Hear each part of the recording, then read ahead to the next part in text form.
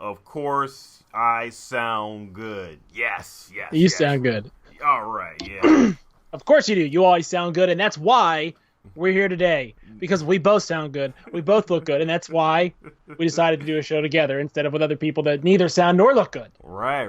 We don't hide behind masks. No, we don't need to hide behind masks. We hide behind masks of vanity here on the podcast. Mask of vanity. Yeah, right. Oh, pretending that we look all right. Yeah. All right, so what's up, people? Right. I am Sam. Hey, everybody.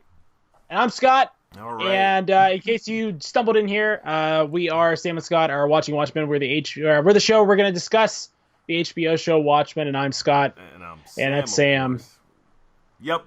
I mean, we're in it to win it, guys. Finally here after all these days, after a couple years of just nonstop hype about this show. What is it going to be? What is it? Is it going to do the books justice? Is it going to just make the material just that much more enriched or that much more better?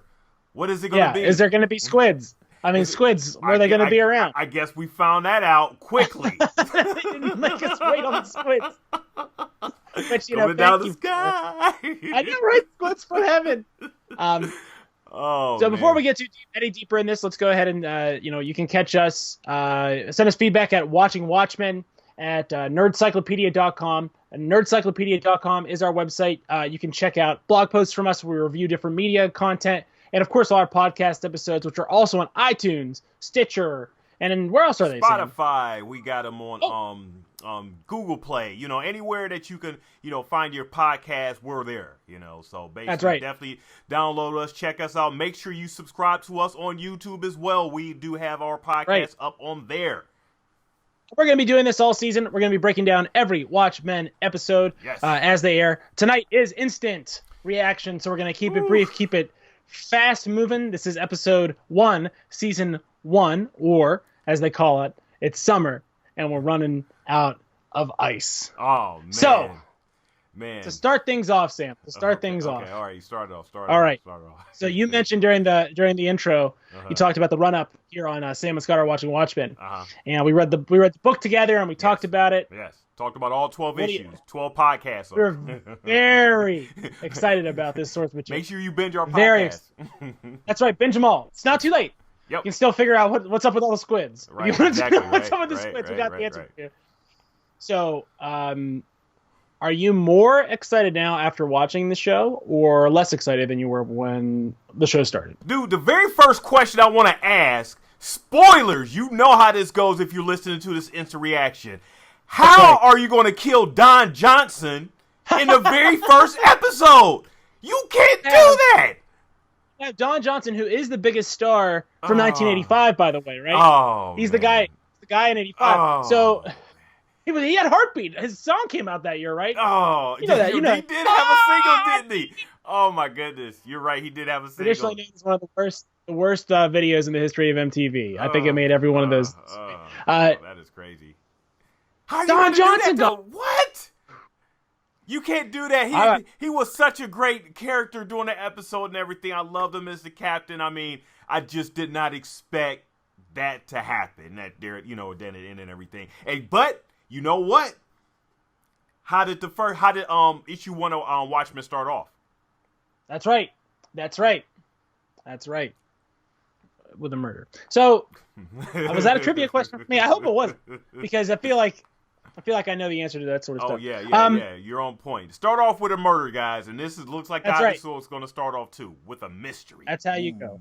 So, I am super excited right now. Yeah. I thought that the way they used...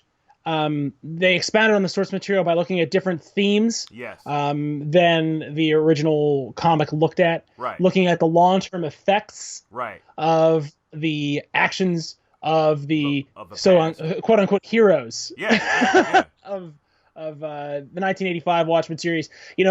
I'm super duper excited. I thought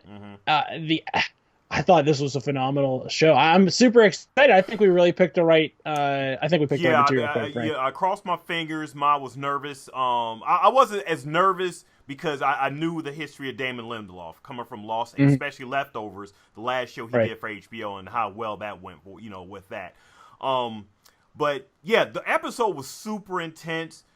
They touched on like the Black Wall Street thing. I put up a post on our group, Facebook group, Sam and Scott are watching Watchmen Facebook group. So make sure you guys go ahead and join that, and we're discussing the episode there. But I put up a article on like the history of that, and they touched on that, and like you said, it seemed like they're gonna they set that up as a past. And they're going to expound on that, and it's going to affected everything that's going on in Tulsa right now, Yeah. So a lot of the stuff is going to tie back. I'm wondering, do you think that kid is the old guy?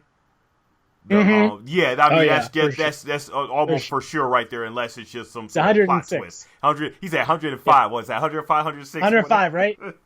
Yeah. There's nobody that's 105 years old that's going to come into contact with this plot and not be that guy, right? Exactly. It'd be really random. Yeah. With some other 105-year-old guy. Oh man, yeah. I mean, it's it was the episode just started out super intense. I was nervous for like the kid and like his mom and dad and everything that was going on in that town. It was just some craziness and stuff. The connection of vigilantism to white supremacy. Yes. Which is something that is applied a little bit more in the sort of monoracial Watchmen comic book. Right. Like that sort of the dialectic of white supremacy versus, what it does to communities of color. Right. Is something that wasn't really explored in the source material and is being explored here at length. And that is, it is so deep because it's something that's so tied to the American character. I think. Right. That story is tied to who we are. Right. And you seen like, in the episode and everything, they got that background TV show called American Hero Story. Yeah.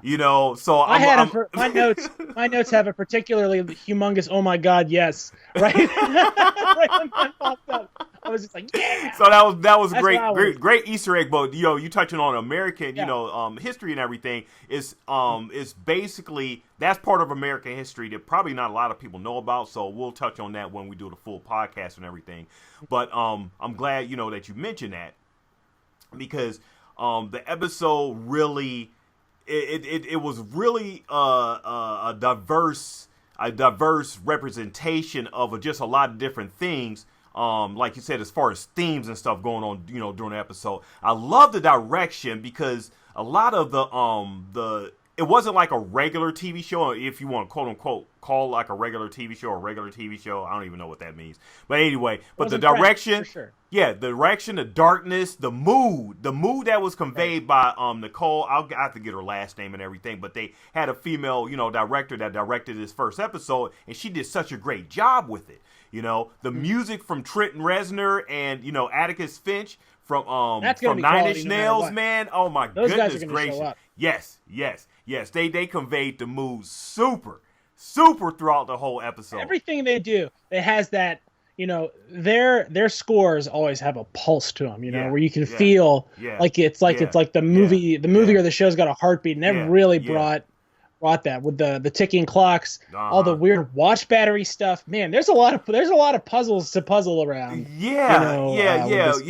We'll get more deep into it with our deep dive and everything tomorrow. But yeah, just to catch on the full on what my thoughts about the episode. I thought it was excellent. I thought it was a great start. I'm anxious to see how Adrian's going to fit into this. Probably not good. You think were those robots? Were those robots? Now Scott. Were those robots? Now Scott. Oh my goodness. Because my thinking was, how are they working for him? And if he's supposed to be dead, because you seen in the article, they had a newspaper sort of flash saying that was confirmed dead and everything. Declared dead and everything. But this guy has a castle out and about, outside of the town or whatever, wherever he's at, Right. But he has two servants. Probably not Tulsa from the. Yeah, probably not.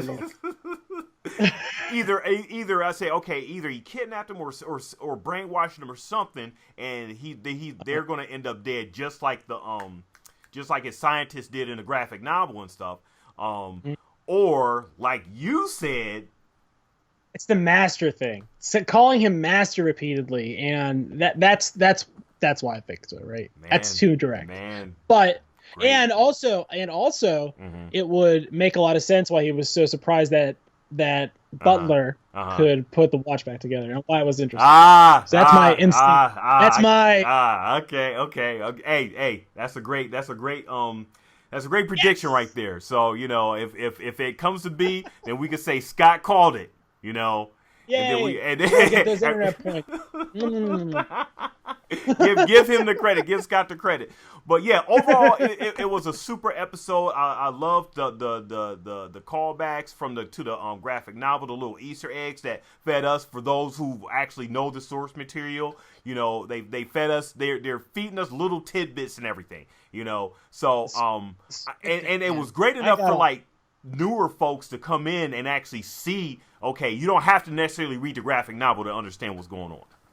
Maybe. And there was enough of it though. There was enough of that stuff though where readers of the novel would appreciate the squid thing. The fact that the squid content level was so high. It's ridiculous. Dr. Manhattan's 24/7 live stream. Right. The Dr. Manhattan live stream. Right. All the Minutemen and what they're doing and who they are. Right. It's something that really rewards you for having taken the time to go through the source material. It's developed the world beyond where it was in 1985. Right. The terrorists having special, the police voting as an organization. Right. Things have gone. Robert Redford is still president for 30 years. For 30 years. Right after Nixon, it was Robert Redford. So they had the picture in the school and everything, and they made a couple references, especially with the kids there at the towards the end where they were naming like all the different presidents and everything. Reparations and everything. Reparations. Oh man, yeah. The kid got super mad as far as that, Seems like that's Robert, a pretty provocative. A president being, and I from the sounds of it on the radio, he's more of a liberal type president, where more like Robert Redford did. Yeah. yeah, the real Robert Redford. Exactly, right. I love the gun thing in the car. How he had to state how high the level of urgency was in order for that gun to be unlocked in order for him to use it. So that was really really decent. Man, it was just seems like they have a guy whose job is to be the devil's advocate and do everything by the book all the time, every time, no matter what, and that's his job. Like it's not. Like nobody hates him personally. That nobody really knows who he is. It's just he has to do it like that, right? Right. Before you pull out your weapon, little interesting tidbits. Yeah. Before you pull out your weapon, you have to have a reason to actually use it and everything. So they keep they keep cops on check, which I guess reflects back on the real world and everything. Cops, we love our men in service and everything, but everybody is not always. Unfortunately, we have incidents that go a little bit too far. So there's bad apples. Yeah, bad apples. You're always going to have bad apples and everything. So it was great that they addressed it in that manner in this universe, in this alternative history, in this alternative world and everything, how they're being presented. Man, it was an intense episode, intense all the way up into the end there when they killed my boy Don. Man, I'm like, what? Don't do that! As soon as he walked out walked out his, he put on his uniform and everything, walked out the station and stuff, and they kicked his, they did his tires and stuff.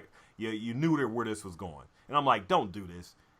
Don has to be there for the rest of the series, But you kill him in the first episode. No, don't do that to me. I love Don Johnson. He's hey, I like him as an actor, and he was great here. I agree. I thought Regina King was she phenomenal. was great. She was awesome. Phenomenal. Carried the action. And when I said I wanted Silk Spectre to be more dynamic, that is exactly what I meant. Yeah, I feel like they took the stupid words that were falling out of my mouth and made them smart, and then that's how they wrote her. Yeah. So very excellent. All the gear up scenes for her. The whole Get Smart walking down the, that whole tunnel thing, the hidden guns everywhere in her house. Oh, I love the hidden gun in her bed. I love how that, oh man, that was so cool. That was just crazy, man. So really, really great. I'm excited. There's so much. I know I'm I'm gonna watch it again, obviously, before we do our thing soon. I think we're recording about in 24 hours, so we're gonna watch it again. But I mean, I'm excited to hear what everybody has to say out there. Yeah, I want to hear some feedback. We want your feedback. For sure. Definitely, join our Facebook group. We got that Sam and Scott are watching Watchmen, so make sure you search that on Facebook. We'll be doing Twitter tonight. So make sure that you interact with us, and we'll just be discussing it for as long as possible till we go to sleep, because we love watching Watchmen just like that. This is going to be on my mind for sure. Hit us up, watching Watchmen at nerdcyclopedia.com is the email address. Send us some feedback, thoughts, grades, anything you want to say, things we messed up talking here. Right. And you can catch us when we post our full in-depth podcast, which will be coming just a little bit later this week. Yep. We're trying to have that up, as soon as possible, either tomorrow or Tuesday. But ASAP, trying to get that to you guys soon, because we it's a lot to talk about. Make sure you go to nerdcyclopedia.com. Make sure that you're downloading our podcast, like Scott said, on Apple, Google Play, Spotify, Stitcher, everywhere that you listen to your favorite podcast. We are there. Make sure you follow us all over social media. We're all over Instagram, Twitter, of course, and Facebook. So we will be commenting all over the place. Check us out, and we'll see y'all soon. All right. Peace out, guys. See ya.